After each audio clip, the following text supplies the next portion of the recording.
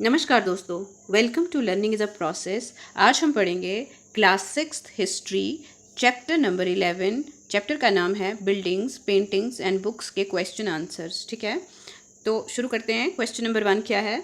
Match the following. Basically मैंने यहाँ पे आंसर दे दिया है कि कौन सा क्या है। आप अपनी बुक खोल के रखिए और उसमें मैच करिए जो जिसके सामने आता है। जैसे स्तूप तो एक माउंड होता है। स्तूप क्या होता है? माउंड होता है। फिर उसके बाद शिखर क्या होता है? टॉवर होता है। ठीक है, जहाँ पे टॉवर लिखा है वहाँ मैच कर दो। मंडप क्या होता है? A place in a temple where people could assemble. ये वो स्थान होता है जहाँ पे लोग इकट्ठे हो सकते हैं। ठीक है, गर्भगृह क्या होता है? Place where the images of the deity is installed. गर्भगृह हमने पढ़ा था ना, ये सेंटर प्लेस होता है जहाँ पे जिस देवता का मंदिर है उसकी मूर्ति रखी जाती है। ठीक है, प्रदक्षिणा पाथ क्या होता है? सर्कुलर पाथ मैंने समझाया था चैप्टर में, जहाँ जिसके अराउंड एक स्तूप के अराउंड होता है जहाँ पे लोग चक्कर काटते हैं, घूमते हैं, प्रदक्षिणा करते हैं। क्वेश्चन नंबर 2 क्या है? Fill in the blanks. मैंने फिलअप्स के साथ ही आंसर दिए हैं। जैसे कि क्वेश्चन नंबर इसका पार्ट ए जो है, blank was the great astronomer. Chapter में हमने पढ़ा था Aryabhata is the great astronomer. ठीक है, stories about god and goddesses are found in the, हमने पढ़ा था ना ये चैप्टर में कि ये पुरानाज में हमने स्टोरीज और गॉड्स एंड गॉडेसेस की देखी हैं। नेक्स्ट क्या है? नेक्स्ट है blank is recognised as the author of the Sanskrit Ramayana. किसका, कौन है जिन्होंने संस्कृत रामायण लिखी थी? ये है वाल्मीकि। ठीक है, आंसर इसका ये रहेगा। अब देखो, blank and blank are two Tamil epics. कौन कौन से हैं टू तमिल एपिक्स? ये हैं शिल्पाधिकरम एंड मणि मेकलाई। ये आंसर है हमारा। ठीक है, इस तरह से आप अपनी फिलअप्स कंप्लीट कर लीजिए अपनी टेक्स्ट बुक में। अब नेक्स्ट क्वेश्चन आता है, make a list of the chapter in which you find mention of metal working. What are the metals objects found mention in और शोन इन दोज चैप्टर्स। देखो क्या है कि हमने जितने भी चैप्टर पढ़े, हमने ये लास्ट चैप्टर है हमारा, लास्ट एक्सरसाइज है हिस्ट्री की। तो जितने भी चैप्टर पढ़े उनमें हमने कुछ मेटल्स भी पढ़े हैं, उनके साथ ऑब्जेक्ट्स थे कुछ बनाए हुए। तो आप ने जो वो पढ़े हैं उनके बारे में बताना है, किस किस चैप्टर में क्या क्या पढ़ा आपने। ठीक है, तो यहाँ पे देख लेते हैं हम। देखो, इन द अर्लिएस्ट सिटीज जो चैप्टर पढ़ा था हमने, इसमें क्या क्या देखा था? Copper tools, bronze tools and gold and silver ornaments, ये देखे थे ना हमने। हाँ, तो नेक्स्ट क्या है हमारे पास? नेक्स्ट है हमारे पास kingdom, kings and early republic. यहाँ पे किस किस मेटल के बारे में पढ़ा था हमने? Copper and iron for making tools, ये इस्तेमाल होते थे टूल्स बनाने के लिए। और पंच मार्क्ड कॉइन्स भी मेटल के देखे हैं हमने। Vital villages and thriving towns. ठीक है, ये क्या बता रहे हैं हमें? इस चैप्टर में हमने आयरन टूल्स के बारे में पढ़ा ज़्यादा। ठीक है, क्योंकि वहाँ पे आयरन मेटल का वो बच्चे ने देखा था। ठीक है, चैप्टर में देखा था हमने। What books and burials tell us. ये बुक्स और बरियल्स हमें क्या बताते हैं? आयरन टूल्स एंड वेपन्स, इसमें भी हमें इस चैप्टर में ये सब देखने को मिला। बिल्डिंग्स, पेंटिंग्स एंड बुक्स, ये क्या बताता है? Iron pillar, gold ornaments and punch marked coins. ठीक है, यहाँ पे हमने पढ़ा था ना मेहरौली का आयरन पिलर, ठीक है, एंड गोल्ड ऑर्नामेंट्स कुछ पढ़े थे, और पंच मार्क्ड कॉइन्स तो हम पढ़ते आए इनमें। ठीक है, देखो इसमें जितनी मैटर जितना मैंने लिखा है, अगर उससे एक्स्ट्रा कुछ देखने को किसी भी चैप्टर में मिले तो आप उसमें ऐड कर सकते हैं, ऐड ऑन हो सकता है। इट इज़ नॉट कि इतना ही रहेगा। ठीक है, read the story on page 130। जो मेरे पास जो एनसीईआरटी से मैं पढ़ा रही हूँ उसमें ये पेज नंबर 130 है, क्योंकि ये ओल्ड है इसलिए आपके पास कोई अलग पेज भी हो सकता है। आप अपनी बुक के अकॉर्डिंग देख लीजिए अगर न्यू है तो। In what ways is the monkey king similar to और different from the king you read about in chapter 6 and 11। देखो, जो मंकी किंग था जिसने आमों के लिए दूसरे किंग से अपने साथियों को बचाने के लिए अपनी जान दे दी थी, वो कैसे अलग था या फिर सेम था दूसरे राजाओं के साथ, जो चैप्टर 6 और चैप्टर 11 में मेंशन किए गए हैं। ठीक है, हमें देखना है the following points put forth the similarities and dissimilarities between monkey king and kings from chapter 6 and 11। देखो सिमिलैरिटीज क्या हैं? The monkey king had sympathy for his people. जो मंकी राजा थे उन्हें अपने लोगों के लिए क्या था? हमदर्दी थी। सिंपैथी क्या होता है? हमदर्दी। He took care of his people, उन्होंने अपने लोगों की क्या है? ध्यान रखा। राजा का काम होता है ना ये। He saved his people from attacking army. तो जो दूसरे राजा, इंसान वाले राजा थे, वो अटैक करना चाह रहे थे ना कि मंकीज को खत्म कर देते हैं ताकि आम बच जाएंगे। तो मंकी के राजा जो थे उन्होंने भी अपने मंकी सेना जो अपने लोग हैं उनको बचाने की पूरी प्लानिंग बना ली। डिसिमिलैरिटीज क्या थी? कि क्या उनमें विभिन्नताएं थी, अलग क्या था। The monkey king was not concern about expanding his territory. Monkey king जो थे वो अपनी राज्य को बढ़ाने की कोई भी इच्छा नहीं रखते थे, क्योंकि उन्हें पेड़ों पे रहना है और जहाँ पे उन्हें खाने के लिए मिलेगा वहाँ रह लेंगे, ठीक है, वो सेम नहीं हो सकता। He did not think about attacking his neighbours. तो मंकी कभी क्यों सोचेंगे कि किसी दूसरे नेबर पे हम अटैक करें, हमला करें, ये तो इंसान कर सकते हैं ना। He did not think about improving the living conditions of his people. तो उन्होंने कभी ये भी नहीं सोचा कि लोगों को इरिगेशन की फैसिलिटी चाहिए, लोगों को क्या खेती बाड़ी करने के लिए कुछ क्या करना चाहिए, या फिर कोई नई बिल्डिंग मटेरियल या कुछ नया सामान चाहिए, खेती सारी चीज़ों को जोड़ के अलग अलग प्रोफेशन के बारे में मंकी क्यों सोचेंगे। उनका तो काम है पेड़ों पे चढ़ो, खाओ पियो और मस्ती करो, जैसे कि बच्चे करते हैं। Find out more and tell a story from one of the epics. क्या करना है हमने, the following is excerpt from the famous epic Ramayana written by Valmiki. ठीक है, एक थोड़ा सा एक एक्सर्प्ट यानी एक पोर्शन हमें देखने को मिलता है यहाँ पे। Ravana the king of Lanka disguised as a sage and abducted Sita.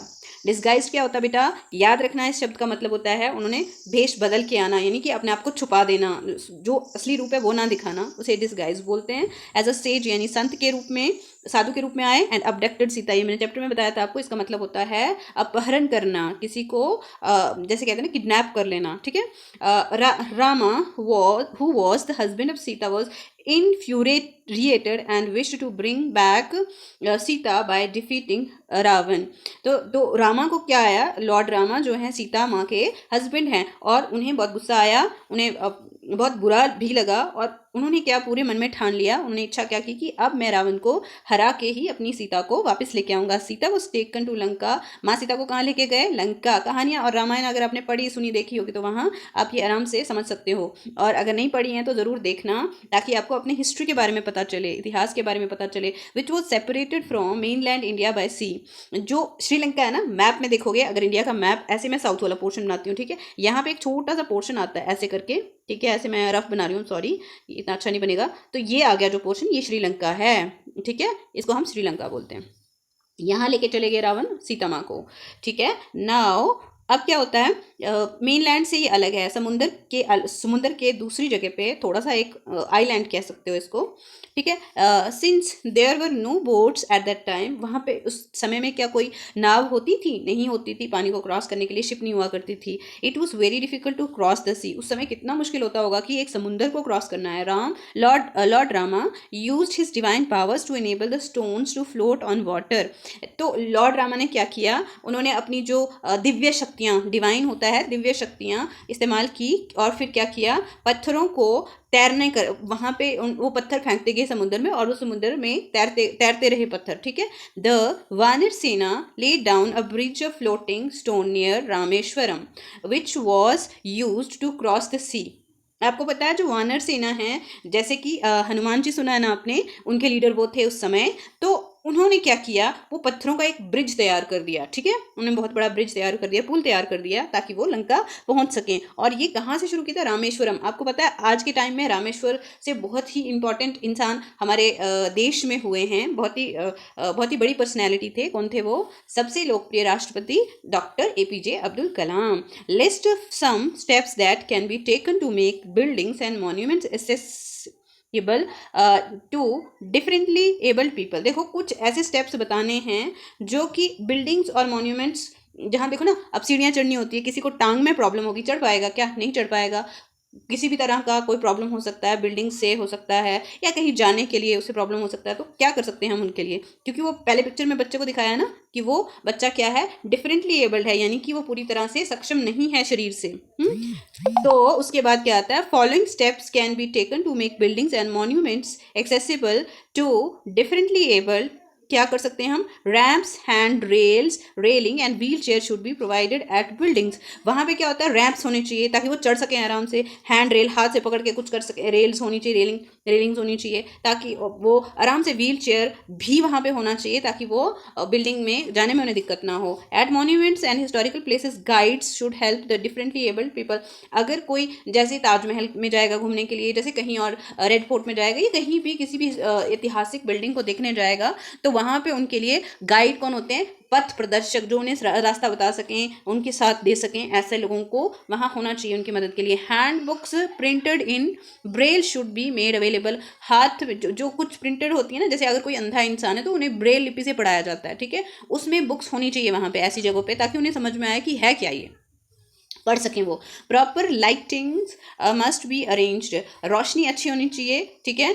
Try and list as many uses of paper as you can. देखो पेपर के बारे में हमने पढ़ा था कि चाइना में आया था बहुत पुराने समय में, तो क्या क्या इस्तेमाल होते हैं। Paper can be use for following purposes, it is use as a material to write on, देखो लिखने के लिए इस्तेमाल होते हैं। Books, newspaper and magazines are printed on paper, ये सब किताबें हो गई, अखबार हो गया, और उसके बाद मैगजीन्स होती हैं, वो सब इस्तेमाल करते हैं। It can be use for wrapping object, चीज़ों को लपेटने या चीज़ों को कवर करने के लिए भी इस्तेमाल किया जाता है। It is use to make reusable and eco friendly carry bags, और इसे जो रीयूजेबल, इको फ्रेंडली यानी कि जो एनवायरनमेंट को, जो हमारे माहौल को गंदा ना करें, ख़राब ना करें, ऐसे बैग्स बनाने के लिए भी इस्तेमाल किया जाता है। आपको पता है प्लास्टिक बैन हो रहा है, हो चुका है, तब भी हम इस्तेमाल करते हैं, लेकिन इसका बहुत नुकसान है, इसीलिए ये एक पॉइंट है। और इसके अलावा आपको जो समझ में आते हैं आप लिख सकते हैं वो पॉइंट भी कि कहाँ और इस्तेमाल कर सकते हैं।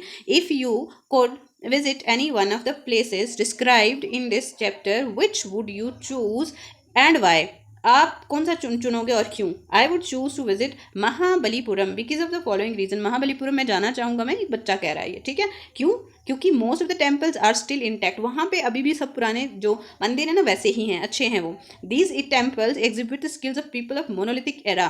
देखो मोनोलिथिक क्या होता है, मोनो मीन सिंगल, लिथ होता है पत्थर, तो इसका मतलब ये है कि जो मोनोलिथिक जो समय था ना उस टाइम एक ही पत्थर से चीज़ें बना देते थे, बड़े बड़े मंदिर बनाए हैं, उन्हें तराशा गया है, तो वहाँ पे एक अलग ही तरह की आपको नक्काशी देखने को मिलेगी। There are many temples in Mahabalipuram, Mahabalipuram में बहुत सारे मंदिर हैं। We must know about our cultural history, हमें पता होना चाहिए अपनी जो कल्चरल हिस्ट्री है, अपनी जो रीति रिवाज से जुड़ी हुई चीज़ें हैं उनके बारे में, ठीक है। It is a fascinating tourist spot, ये बहुत ही अच्छा और इंसान को एकदम से खुश कर देने वाला प्लेस है, जहाँ पे लोग टूरिज्म के लिए जाते हैं, घूमने फिरने के लिए जाते हैं। ओके, तो हमारा चैप्टर खत्म हुआ, इसी के साथ 6 हिस्ट्री खत्म हो जाती है। तो मिलते हैं नेक्स्ट वीडियो में, तब तक के लिए आप लोग पढ़ते रहिए, बढ़ते रहिए। धन्यवाद।